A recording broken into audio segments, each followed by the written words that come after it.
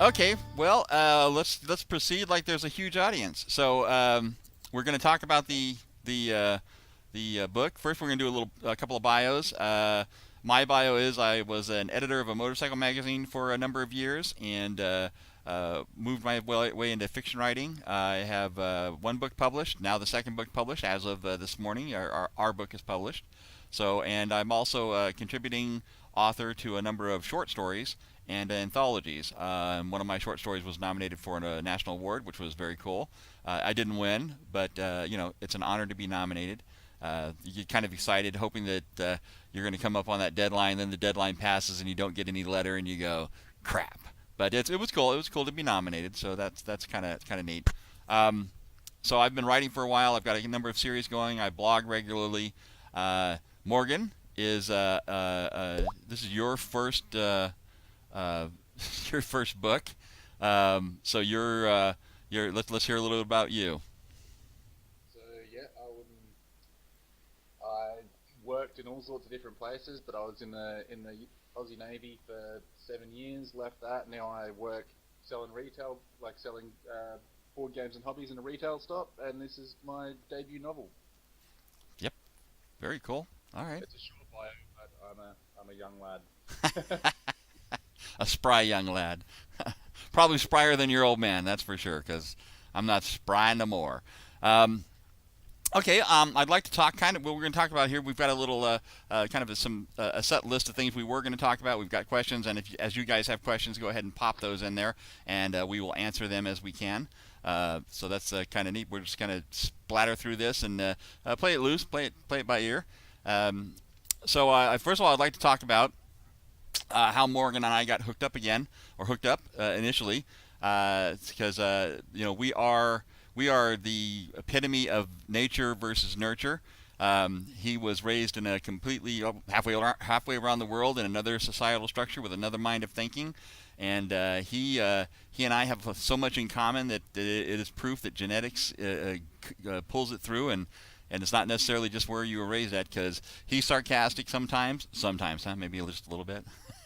He's got a little bit of a mouth on him, and it engages long before the brain does, and he probably does like I do a lot, where I go, I probably shouldn't have said that. Oh well, I said it too late now, So it's kind of neat that we are very similar in personality, and I'm going to say brain chemistry. He's a big guy too. I'm 6'3". He says he keeps using centimeters. I don't understand centimeters, but he's 6'7" or 6'5", 6'7". So he 6'7". So like it's hang on. see, Nine, five, this is what's wrong with the metric system. They should just give it up and go with the U.S. system. Oh no, man. No, it's not going to happen. Much, I like working in units of 100. Units of 100 is nice and simple. Yeah, yeah. 2x,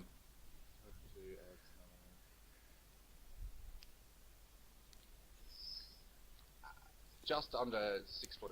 Wow, So 6'7.5". he's a tree. I was a gangly tree, but too many pizzas has removed the gangle from that. Yeah, for a while there, you got a little big, and then you got kind of skinny again. It's like your metabolism took off again. I noticed. So, uh, It does that. yeah, you're taller than Russ. Yeah, Russ is a big guy too. So, yeah, it was funny. One of the guys we work with, we did a catalog cover where everybody stood next to each other, and we all wore our vests in, and it was very cool. We took the picture, and one of the guys we work with, he's looking at the picture and he's like, "Oh my God, I never realized how short I am." And then he thought about it, and he realizes that pretty much everybody in the building he has to look up to talk to, and he was kind of the second shortest guy in the building. So that was pretty funny. His moment of realization, standing in amongst the trees. So, so the way I found out about Morgan when he was 17 or so. His mom and I had started corresponding again when I'd spotted her name on a reunion site and just kind of sent a, "Hey, how's it going?" And she kind of said, "Hey, here's you've got this kid named Morgan." So we it took us a little while to get together through hook and crook. He was doing his growing up being a teenager thing, and life is what life is. But what I had done in the interim over that first little bit was I'd sent him a couple of little packages of things that I do and things about me. Didn't want to insinuate myself into his life because the distance was too great to really, have that kind of upfront relationship. So, at the time, like I said, I was working for Quick Throttle Magazine as the editor of the Southwest edition, and I'd included some of those. And I'd sent those over to Morgan. Slow post. He was in the Navy at that point in time, the Australian Navy. So that was kind of cool. But anyways, I we hadn't really talked or anything, corresponded so much, and I get a strange email that lands in my email box from somebody, Jim or Bob or somebody, and it's like, hey, I was told to look for a guy named Pirate, which is my name. It's what people call me when I ride my motorcycle. And it's also the name I used when I was with the magazine. And I'm supposed to look for a pirate who works for a motorcycle magazine, and you're the only guy I could find, and you need to call this phone number. And there was like this really long phone number. And as a motorcycle editor, you get pictures of full nude spreads of guys' girlfriends saying, hey, put my girlfriend in the magazine, and hey, do you want a Russian bride, and advertise this. And so it looked a little weird, the email did, and I was like, all right, whatever. So I kind of shuffled it off to the side, put it in the old bin to be looked at later thing, didn't really pay it attention. And then a couple weeks later, I got an email from or a message from Morgan's mom saying that he'd wanted to see about setting up a time that maybe we could talk. Well, my brain being my brain, I make this weird connection. I go, where's that email, that strange email I got? So I went back and popped that email open, and there's the phone number. And I did a really quick time check between the countries. I was in Arizona at the time, so I'm trying to figure out, is it morning, is it night? Okay, it's evening there. I think I can call right now. So I dial the number, and I'm going to do my sorry accent again. It's horrible, but yeah, it is.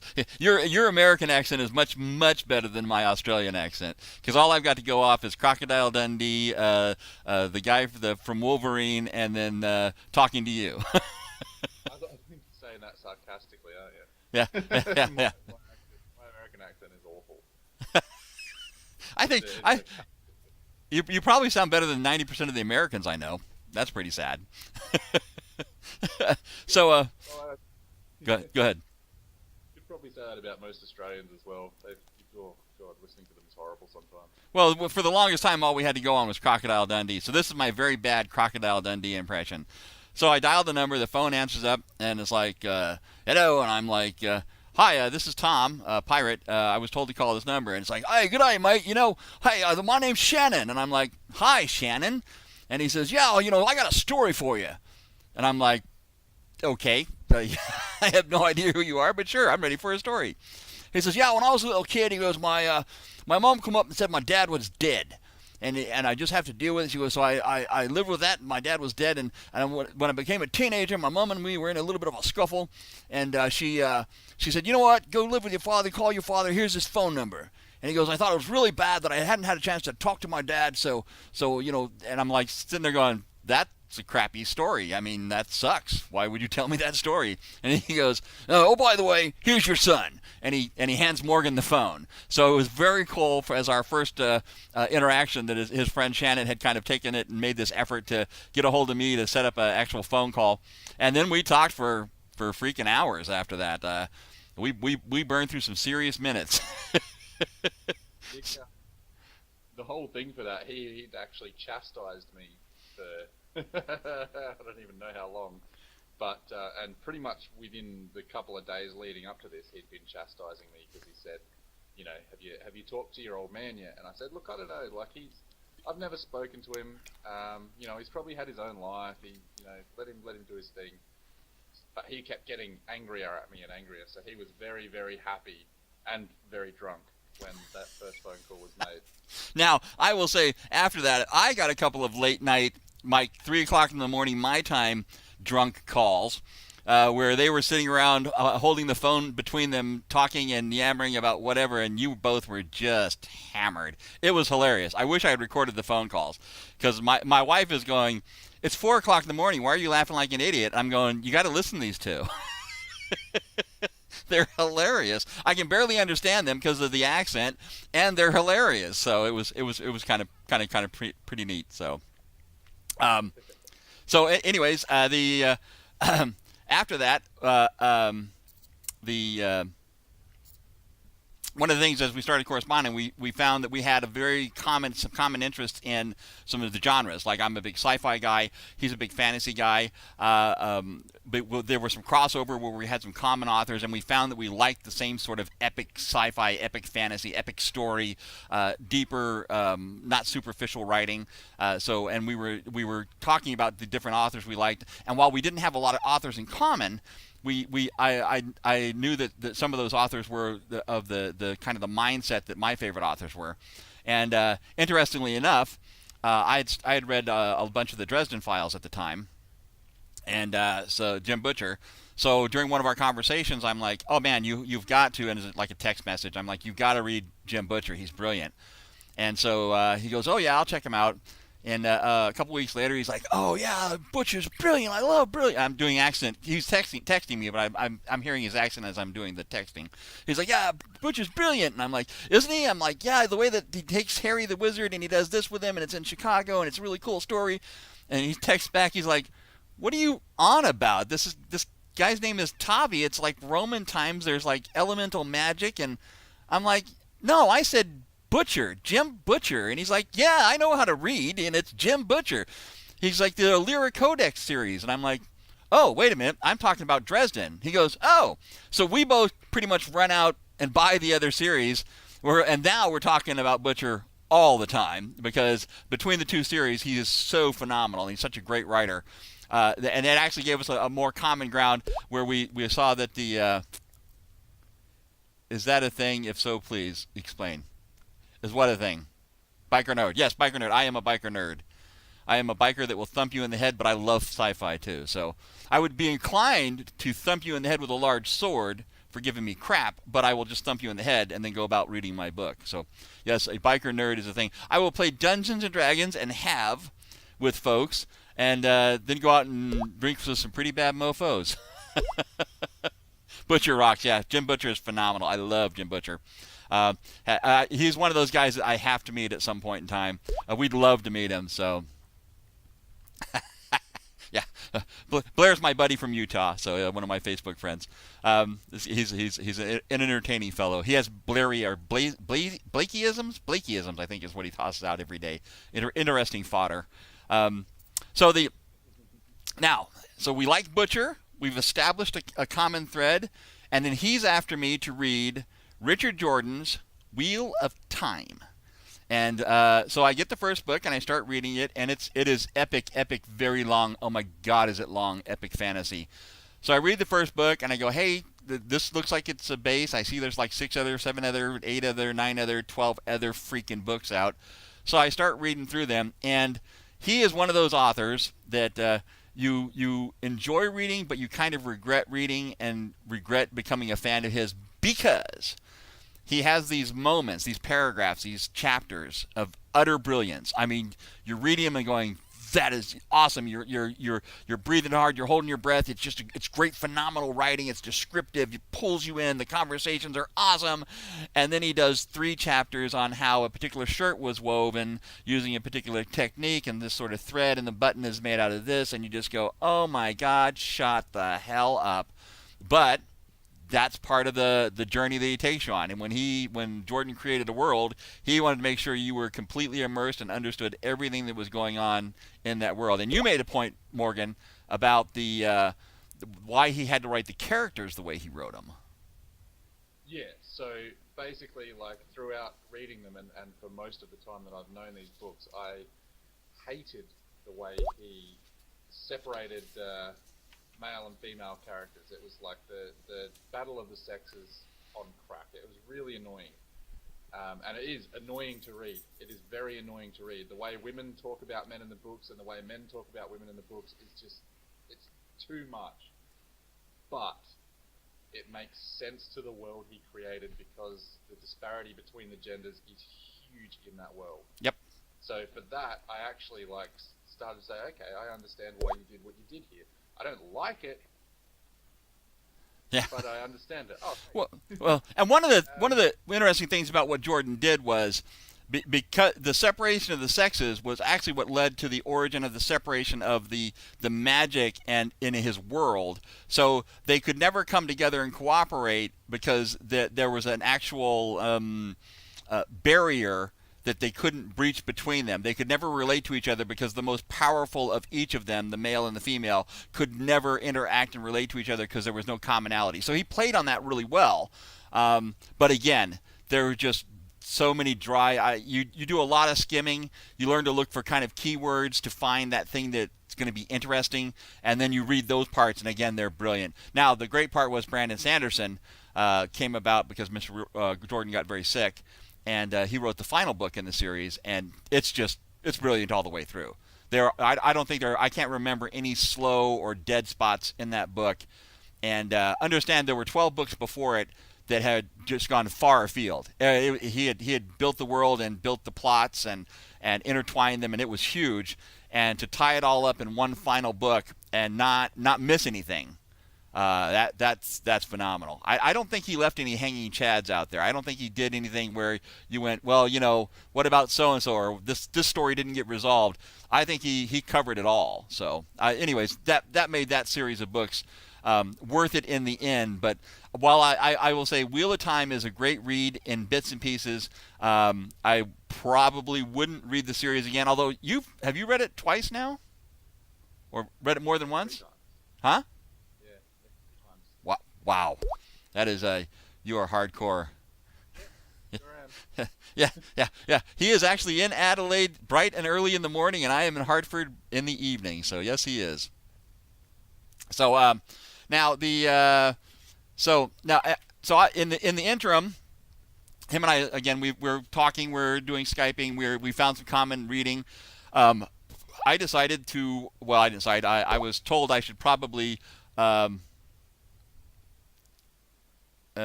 which author? Oh, I have no idea what those I don't know. I don't know how to relate to the text. So I actually came out with my book, my first book. So Paul Peacock, one of the guys I work with, had said, "Hey, buddy, you need to write this. You should write a novel on that story you were telling me." And I was like, "Eh." So I did. I sat down and wrote it. Just decided I was going to do it. 185,000 words and what? Oh, we were talking about Robert Jordan. Oh, yeah. About the Wheel of Time. Yeah. Oh, yeah. So we're off of Robert Jordan and we've moved on. So we so I wrote the book at 185,000 words in 6 weeks. And I kind of came up with a system for writing at the time, and then it took me a year to straighten it out because it was a big hairy mess. So after I got it straightened out and went through all the learning curve, all the technical aspects of self-publishing, I published my book. And now this was before I published it. We had read through it 6 times. Me and Paul acted as my editor. I'd had another couple authors contribute, and we traded editing. I edited theirs, they edited mine. So we went through, and so we thought we were ready. Then we printed out like a hard copy of the book, and I think I've got the one over there that's still got all the markups in it. So we printed out a copy rather than just reading it in Word, and we went through and read it. And literally on the first page, as I opened the book, there was this, in the first paragraph, a huge mistake. And I'm like, how did we miss that? Well, so we went through the hard copies of the books, marked them all up, redid them, launched it back, relaunched the book, and then we're happy. We found all the mistakes. We're done. 2 weeks later, I get an instant message from a gal who says, "I loved your book. It was really entertaining, but you have these 65 mistakes." And I'm like, "No, I don't. That's ridiculous. There's not 65 mistakes." And she was kind enough to have put them in a Word document and what page they were on and what she felt was wrong. And I looked at the first one and went to it in the book, and it was there. So we were kind of beside ourselves about how do you eventually catch all the mistakes. Now, and I've gone back and read some of the larger tales that I had read in the past, and those books are not as clean as our books are now. So I'm kind of happy that we were able to reach that. But yeah, there were a lot of mistakes in it, but it sold. So all right, yep, we'll get to those in just a second here. So once I launched my book, I went back to some text messages that Morgan and I had been firing back and forth years ago, literally years ago, where, hey, we got to write a book, and wouldn't it be cool to have vampires in it, not just a regular vampire thing, maybe more of a from outer space, but with the gray type aliens, and what could we do? So there are 53 of these messages back and forth where we had outlined a book or outlined an idea, and it was pretty cool. I saved those because I saved pretty much everything he'd sent me. So, and I put those into a spreadsheet and outlined the chapters. Space vampires do rock, and you're going to see that because they're really cool. So I took that outline and put it into a sheet and got a hold of him and said, hey, I think I understand this whole publishing thing. I understand the process. Let's write this freaking book. I mean, let's talk about it, the big plot, the plot arcs, the interaction of the characters, where it would go, what it would do. And break up the work. We set up a Dropbox so that we could actually write in the cloud, because he could write during his daylight hours and I could write when I could. And then occasionally we'd be able to get together either Skype or message back and forth and make sure that we're cleaning up things, and then blend the circumstances. And the conversations we had were about the characters and how do they develop, and who's going to take what part of what the book, and as we transition away from one part of the book into another part of the book, let's make sure that we get a clean transition. We had two semi-distinct writing styles that we had to blend to make one coherent story, and we didn't want it to look like it had been written by two people in sections. So there's always a blend in and a blend out of the previous guy's writing contribution. So we didn't do a lot of writing over the top of each other. We just kind of picked our poisons and went for our wheelhouse, I think. I think the only time I've seen in there where, I wouldn't say writing over the top of each other anyway, it sounds a lot worse than what it actually is. Yeah. But the only time I've seen anything like that is in a couple of scenes where it's been extended for whatever reason, and we've shifted writers. And the only reason I think I know when that happens is because I remember what I wrote and I see a bit that's on there and I'm like, Tom has to added this after. Okay, cool. Yep. Yeah. And the reason was because if the scene closes out, you write the next part of the book or the next, or it's a prep for something that's later you're gonna hop into. So you've got to do all that connecting where you have these distended. You knew you were going to capture certain moments and certain interactions and certain conversations, but now you've got to blend them into the book. So I think we did a pretty good job with that. So let's see here. What were your favorite books in junior high, and how do they influence your writing? And okay, there you go.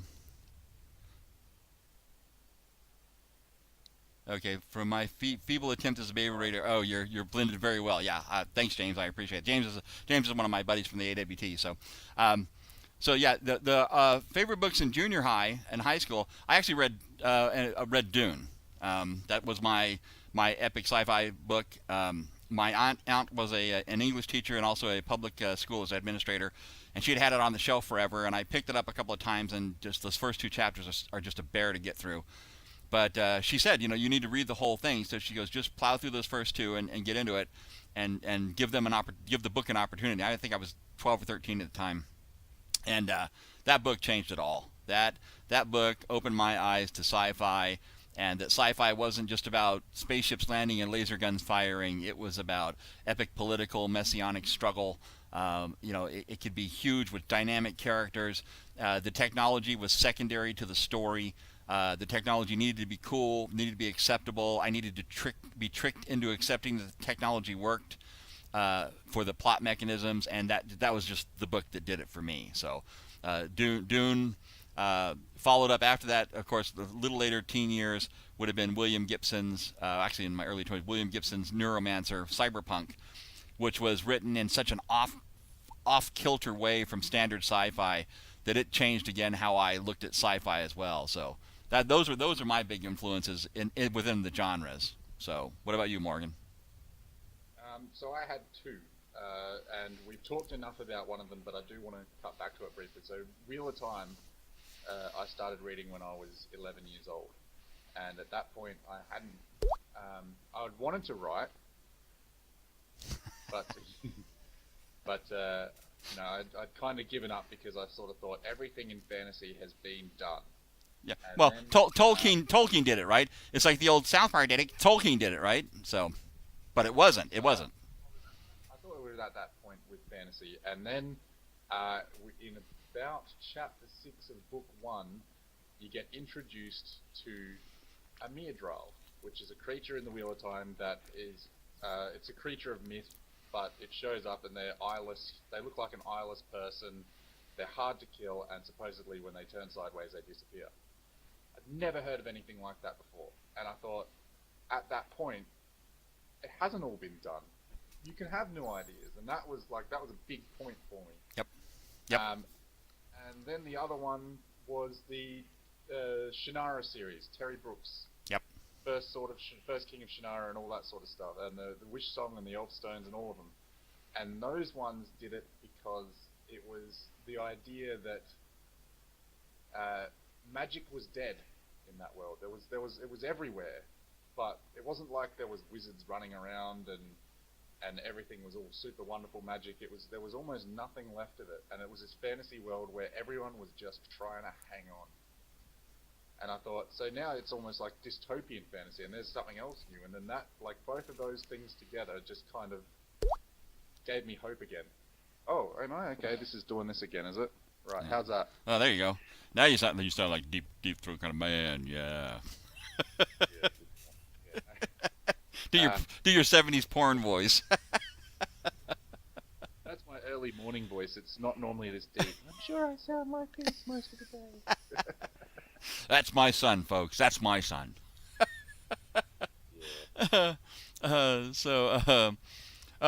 Okay.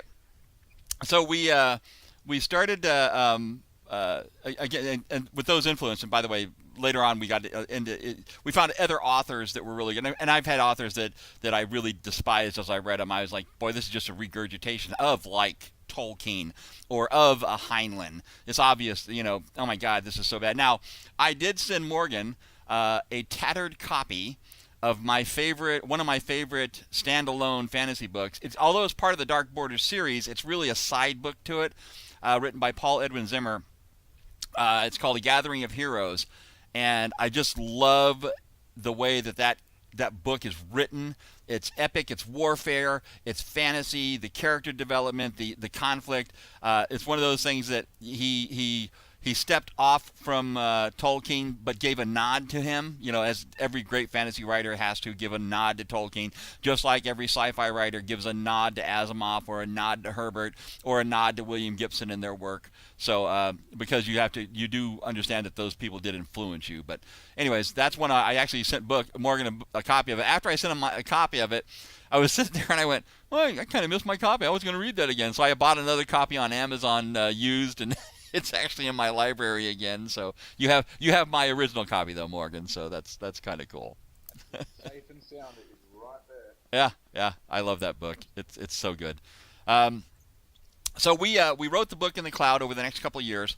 As we were getting ready to go into the launch of the book, I knew that we had to have a cover done. I had outlined my cover, and I had one of our graphic artists named Stephen Adamo, who was a friend of mine from the Quick Throttle days. I had him do the cover of Threads, but I knew I'd seen so many cheesy PowerPoint kind of scrapped together with a bunch of Google pictures book covers from independent authors that I knew that the first thing that influences a buyer is the cover. Through hook and crook and just kind of a weird set of circumstances, I got a hold of a gentleman named John Gallagher. And if you go to uncannyknack.com, you'll see Mr. Gallagher's work. He is the artist that when a TV production company wants to dazzle the executives, they bring him pictures of the characters and people and costumes and the concept art, and then he explodes it into that phenomenal artistry that just makes you get excited about it. He did stuff for the Flash TV series where they brought in the pictures of the Flash running, and when he got done, it was the Flash running. So he let us take some of his time, and he did our book cover for Blood of Invidia. And I think we sent it back twice. I actually think on my website I have the my original concept, and on my original concept I used These dudes, I do not play with dolls. First of all, they don't have hair on them. All my Barbies would have hair. So anyways, so I used these little guys, and I kind of posed them up and took a picture of them in the where they would be at on the cover for the main characters, and then talked about some of the other things I'd like the cover to be, and did a very cheesy spliced together concept, and sent it to him, and he sent back his first piece, and I was like, unbelievable. He's like, he read my mind. Couple of minor changes, and then we have the cover as it is now. The alien split in half, where he's half pink and half gray. The woman on the front that's a main character in the, or sorry, an opening character in the book with a crazy military uniform. And anyways, she's actually the prologue of the book is captured in the essence of that cover. So anyways, that was what we needed to pay for that. So we had started a GoFund account. And we hit our secondary target, which was good. So we had the money to pay for the gentleman for that cover. And the other thing we did was pay for a professional editor. So because editing, my previous experience at editing was we were not going to release a book with 100 or 65 or 25 or 10 errors in it. So we went about making a readable book and having a professional editor take a crack at it. So I'm really happy with how that turned out and the things that he found and mentioned and helped me clean up for this final release. So anyways, thanks to everybody who participated in that. Everybody that participated got a copy of the Kindle. I got those all launched today. Even the international ones, I had to actually send them a copy of the book because Amazon wouldn't let me gift it to them. I don't know why. But there's people out there with the actual copies of the Kindle. At some point during this hour, we're going to take the list of people that are here, and somebody's going to get a free copy of an autographed copy of the book from Morgan and I. The autographed copy of the book will be a hard copy we're going to have printed out, and when him and I eventually get together physically, him and I will actually sign that book. There will only ever be 20 of those books in existence that have him and I signed on the same page. We're going to number them as we sign them, and so there will be a rare commodity. So someday when he gets famous... There you go. He gets famous. You'll be able to point at that and say, I got this signed copy from him and his dad. And because we live halfway across the world from each other, it's not like we're going to get together every 20 minutes to sign books. So anyways, a little bit later on, we'll probably do that towards the end of the hour. We'll give those away. So that's kind of cool. Now, I actually have a note to myself to play the book trailer, but it turns out Tinychat screwed me over on my subscription, and I can't play the YouTube video. You've probably, the people in attendance right now, have seen the YouTube video, the book trailer, so there's no reason necessarily to do that. If you look up Blood of Invidia book trailer, you can actually watch it. That's another one of those things where we had to learn a skill set. We learned the skill set, which was doing an animation program. I'm going to use a program to create future covers, or at least get the concept so close that an artist can do his thing to them, and also create future animations for more book releases. So that's kind of neat. We're kind of happy with that. It turned out really... it took 10 days to render, 24 hours a day running the computer to get 47 seconds of animated video. So it was a lot of work.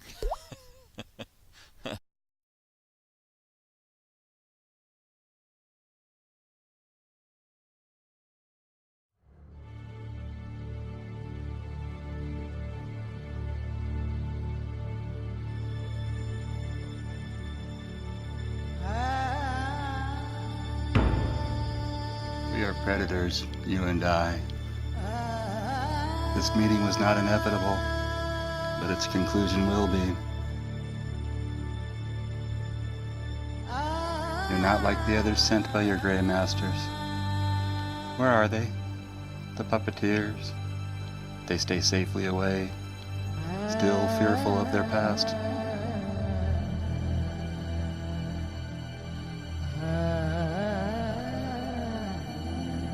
I'm not the one they seek.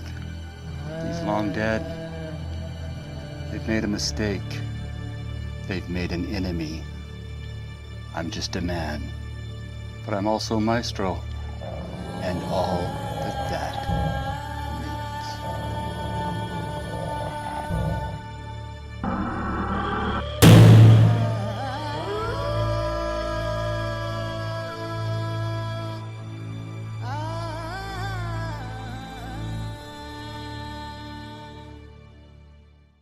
Seen it, remember it.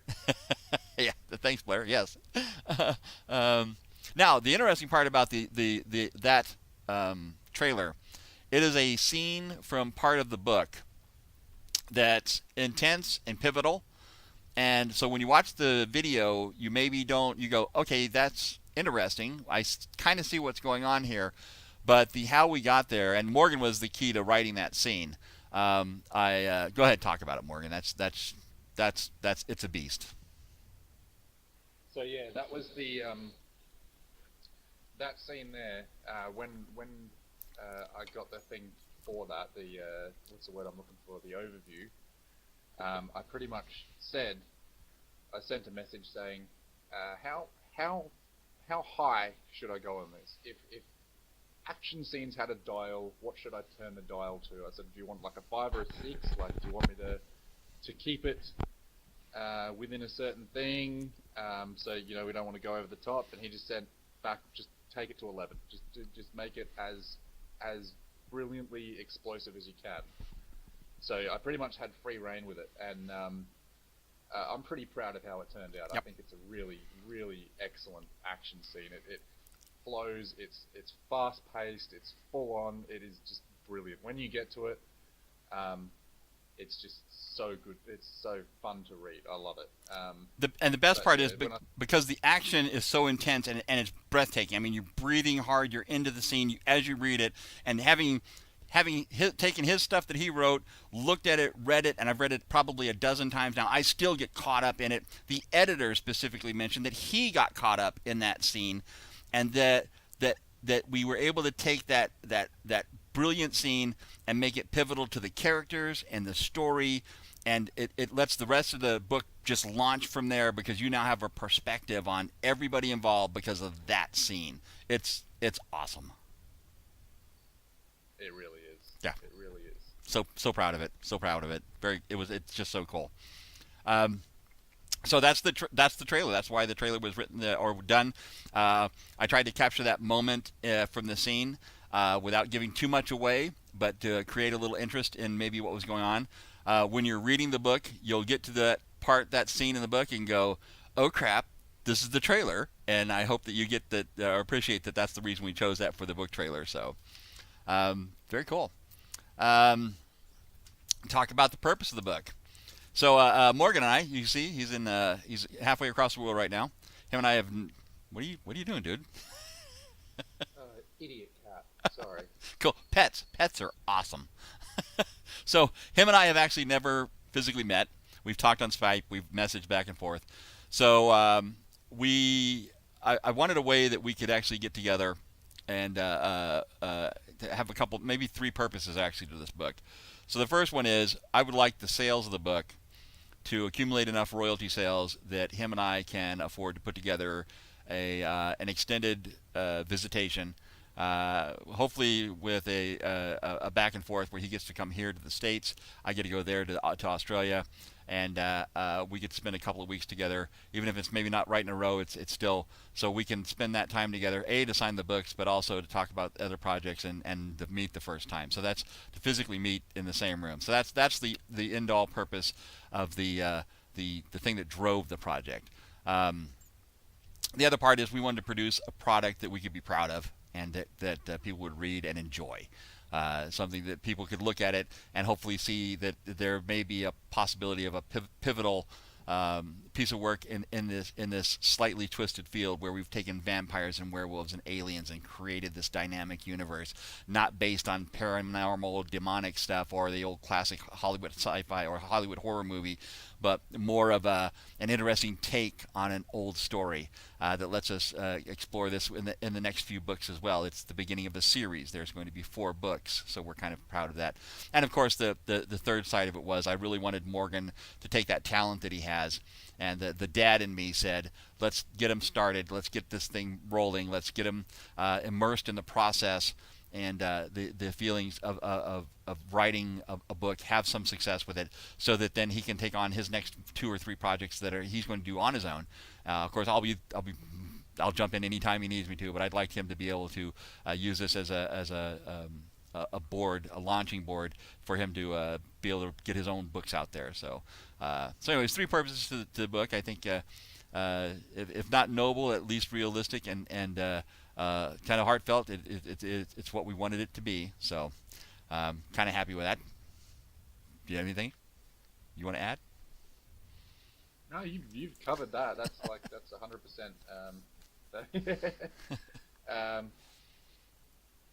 Honestly, I just thought it would be fun at the first. I'd never when we first started doing it, I wasn't thinking it was going to be something that would actually get to the point that it's gotten to. It was just enjoyable to do. Yeah. But I'm really happy that it has hit where it is, and yeah, like you said, those 3 points are on point. That's exactly. You can't. What the? How about now? I'm right on the microphone. No, it's not. It's. Give me a second. See, you should have bought your $14 headset. Like I have a $14 headset that's just awesome, apparently. Other than it pulls my hair, which is why I have the do-rag on right now. It's the cheap little plastic thing. So cool.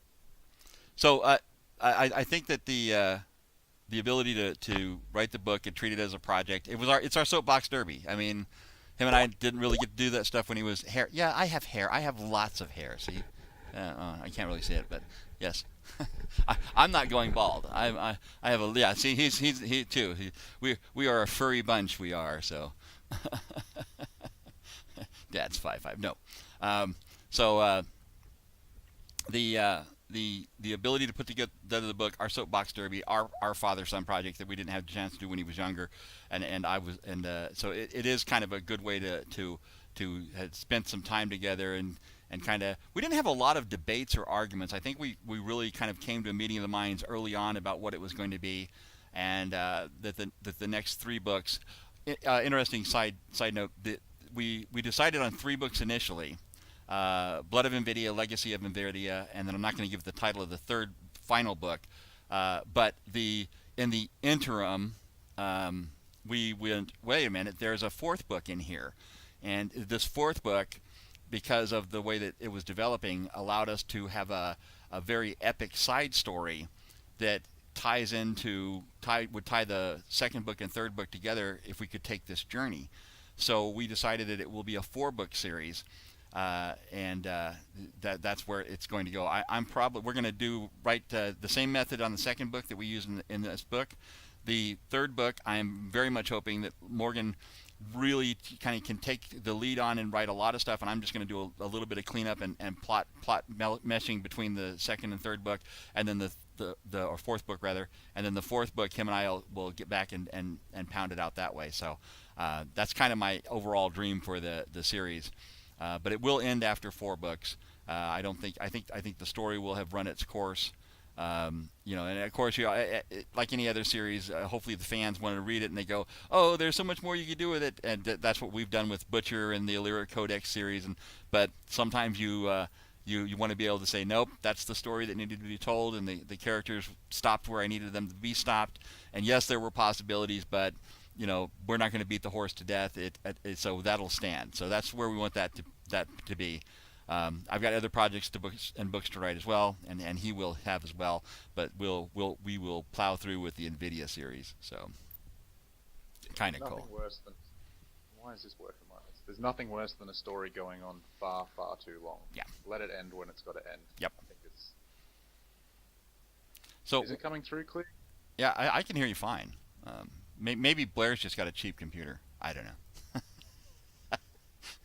So one of the questions we got asked also was, have the cultural differences between Australia and the USA, and probably both of you personally, been a help or a hindrance to your creative process, or even a factor? I'll let you take that. I don't think it has been a factor. I think that if you super looked for it, you could probably see them. But to me, we gelled really well making this.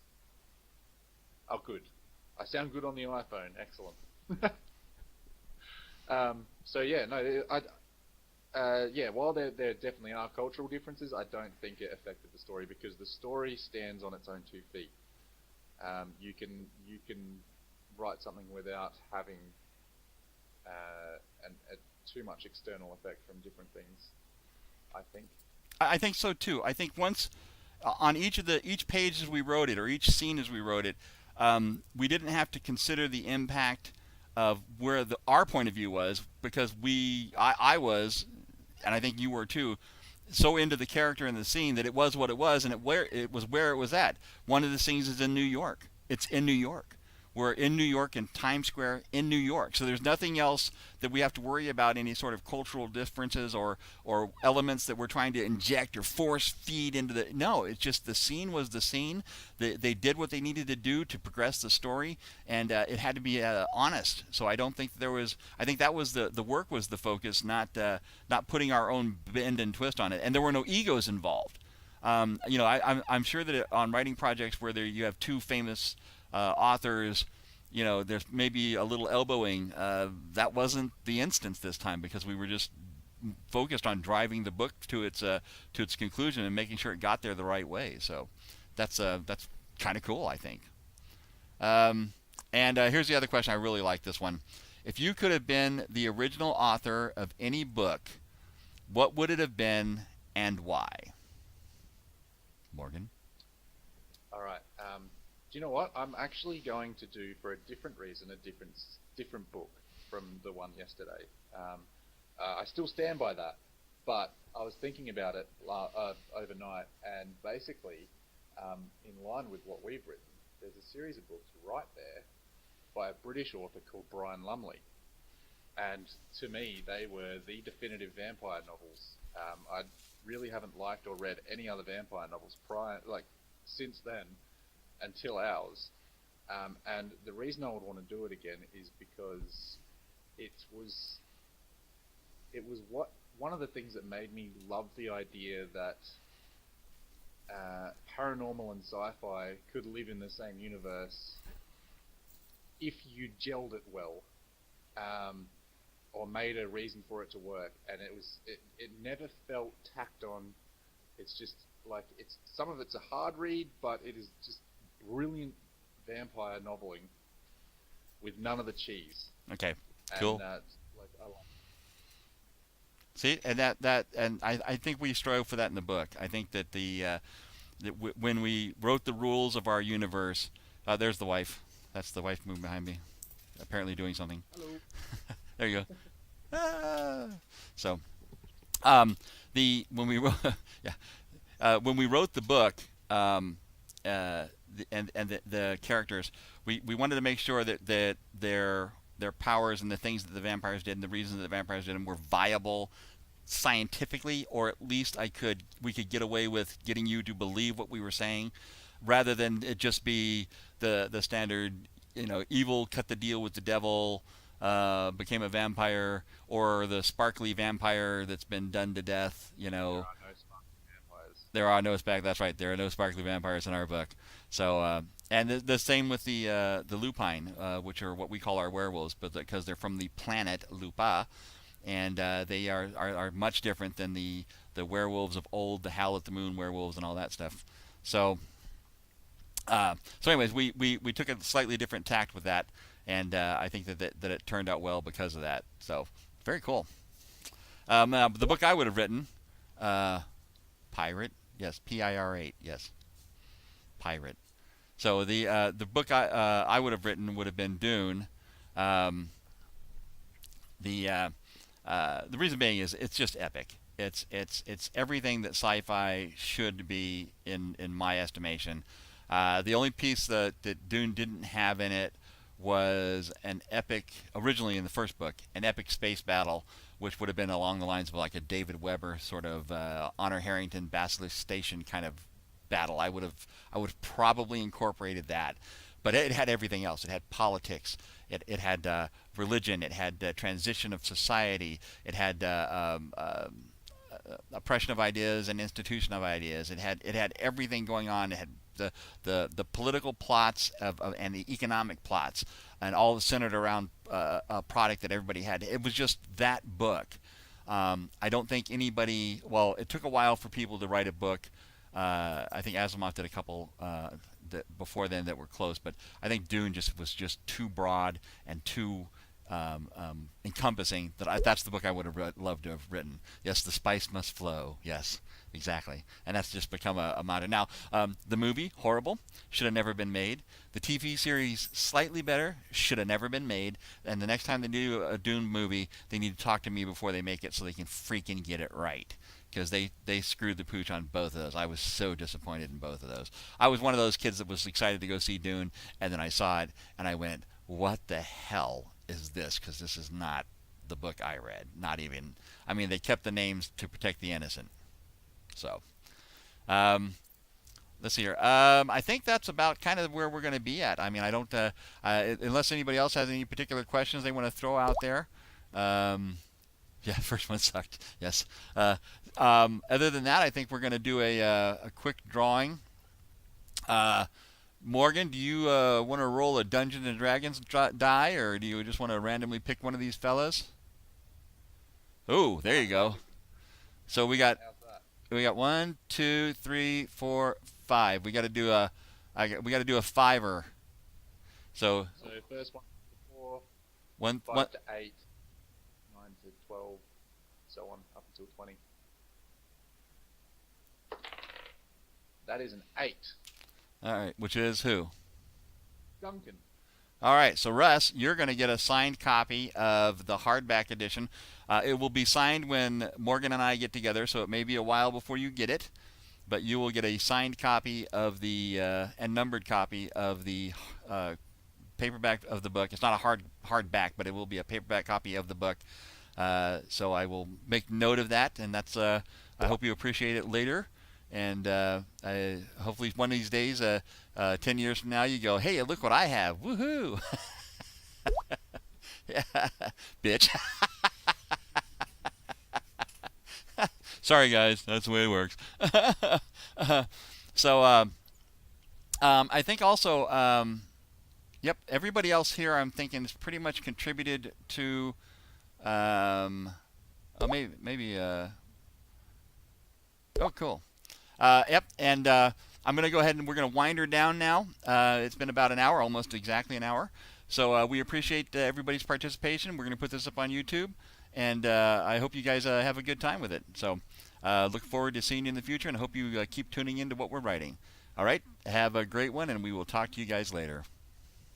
Thank you, everyone. Thanks.